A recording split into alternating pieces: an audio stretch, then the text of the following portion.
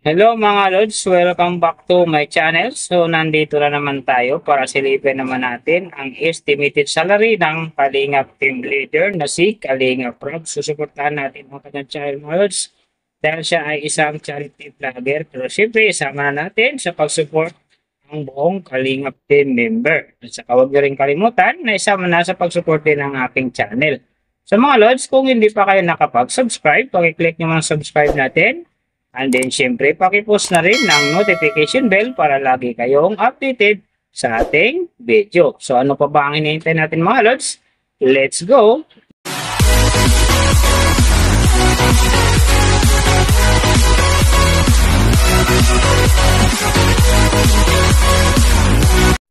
So mga Lods, si Kalinga Prab ay mayroon ng upload videos na 1,058.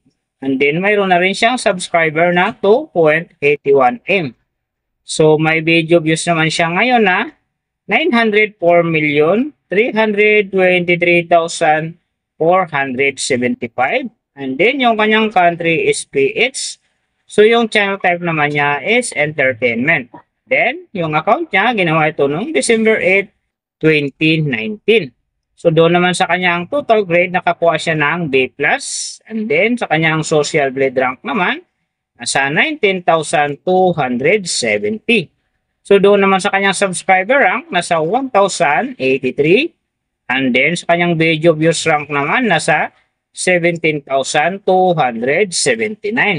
So doon naman sa kanyang country rank, nasa 88. And then sa kanyang entertainment rank naman, nasa 872. So nakita na natin yung kanyang ranking, silipin naman natin yung kanyang last 30 days na subscriber. So nakakuha siya dito ng 60k.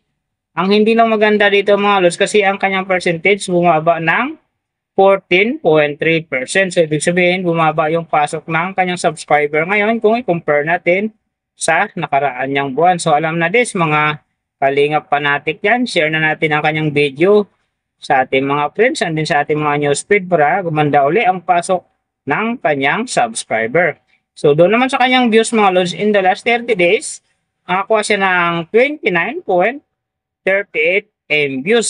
So ito ang maganda naman kasi ang kanyang percentage ay umangat naman ng 26.0%. So bumawi siya sa kanyang views. So maganda ang pasok ng kanyang views ngayon kung i-compare natin sa nakaraan niyang buwan. So nakita na natin yung kanyang ranking, last 30 days subscriber, and then yung kanyang views. Silipin naman natin yung kanyang daily summary from subscriber, views, and then yung kanyang earning. So sa kanyang subscriber mga Lods, may 3 araw akong nakita na umangat dito ng 10k. Simula noong April 9, nakakuha siya ng 10k. Tapos nasundan naman ito ng April 12, nakakuha ulit ng 10k. At saka yung last, nakakuha siya noong April 17, nakakuha siya ng 10k, kaya ang kanyang subscriber ngayon nasa 2.81M. So doon naman sa kanyang views mga Lods, yung magaganda rito, April 7, nakakuha siya ng 1.9M. Tapos pagdating naman dito ng April 12, nakakuha siya ng 1.5M. And then pagdating ng April 17, nakakuha ulit siya ng 1.9M. So yan ang magagandang views na nakuha niya mga Lods. Pero sinasabi ko maganda ang kinalabasan dyan kasi nga ang kanyang percentage ay umangat ng 26.0%. So doon naman sa kanyang earning mga Lods, tingnan natin dito yung April 10. No? So sa kanyang low estimated, nakakuha siya ng 317 US dollars. And then sa kanyang high estimated naman, nakakuha siya ng 5,100 US dollars. So, ang mga yan naman mga Lods, daily summary lang. Mas maganda kung silipin natin yung naka-round up na from daily, weekly, and monthly para malaman na natin kung magkano na ngayon ang estimated salary ni Kalingap Rob dito sa YouTube. So, unahin natin yung kanyang daily average. So, sa daily subscriber, nakakuha siya ng 2k. And then, sa kanyang views naman, nakakuha siya ng 967,941. So doon naman sa kanyang daily low estimated ng kanyang earning, nakakuha siya ng 242 US dollars. So times natin sa 55, mayroon siyang 13,310. And then sa kanyang daily high estimated naman ng kanyang earning, nakakuha siya ng 3,900 US dollars. So times natin sa 55, mayroon siyang 214,500. So yan mga lods ang kanyang daily average. So pupunta naman tayo sa kanyang weekly average. So sa weekly subscriber, nakakuha siya ng 14K. And then sa kanyang views naman, nakakuha siya ng 6,775,587. So doon naman sa kanyang weekly, low estimated ng kanyang earning, nakakuha siya ng 1,700 US dollars. So times natin sa 55, mayroon siyang 93,500. And then sa kanyang weekly, high estimated naman ng kanyang earning, nakakuha siya ng 27,100 US dollars. So times natin sa 55, mayroon siyang 1,490,500.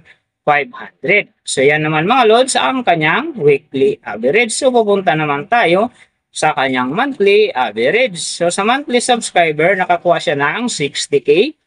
And then sa kanyang views naman, nakakuha siya ng 29,038,221. So doon naman sa kanyang monthly, low estimated ng kanyang earning, nakakuha siya ng 7,300 US dollars. So times natin sa 55, mayroon siyang 401,500.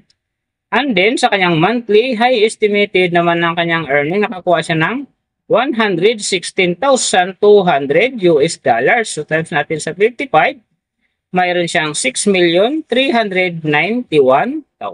So yan naman mga lods ang kanyang monthly average. And then yung nababanggit ko rito or nakikita nyo is pawang estimated lamang, nakabase lang tayo sa social bid website. Isang public website yan na kahit sino pwedeng mag-open para malaman kung magkano na ang estimated salary ng ating mga iniidolong YouTuber, vlogger, or influencer. So mga lods, like kung sinasabi, yung natutupad dyan palagi yung low estimated kasi nga hindi talaga natin kayang i-demand sa ating mga viewers na huwag mag-skip ng ads. Pero pwede pa rin naman maging times 2, times 3, or maging times 4 pa yan kapag ang isang vlogger nakapag-viral ng kanyang video. Pero siyempre mga lods, kung supporter ka ni Kalingap Rob, or isa kang Kalingap fanatic, so huwag ka nang mag-skip ng ads dahil big help yan sa channel ni Idol Kalingap Rob, no? So and then sa mga taong kanya rin tinutulungan. So once nabigay kayo o hindi kayo mag-skip ng ads, para na rin kayo nagpaabot ng tulong sa mga kababayan natin na kanilang tinutulungan. Pero siyempre mga lods, huwag nyo rin kalimutan, huwag na rin i-skip ang aking ads dahil big help yan sa aking channel at saka siyempre sa aking pangarap. So mga lods, kung hindi pa kayo nakapag-subscribe, pag-click nyo muna subscribe natin and then siyempre pag-post na rin ng notification bell para lagi kayong updated sa ating video. And then kung mayroong gustong magpagawa ng video na siyempre ito, para sa inyong mga iniidolong YouTuber, vlogger, or influencer, comment nyo sa baba yung tamang detalye ng kanyang channel para ma-search natin kagad at magawa natin sa next video. So big thank you sa lahat ng mga sumusuporta sa aking channel at sa magsusupport pa lang. Ingat kayo palagi and God bless. At sana gabayan kayo palagi din ng Panginoon sa ginagawa niyo araw-araw at maging ligtas at magtagumpay din kayo sa inyong mga pangarap. So hanggang dito na lang. See you on my next video.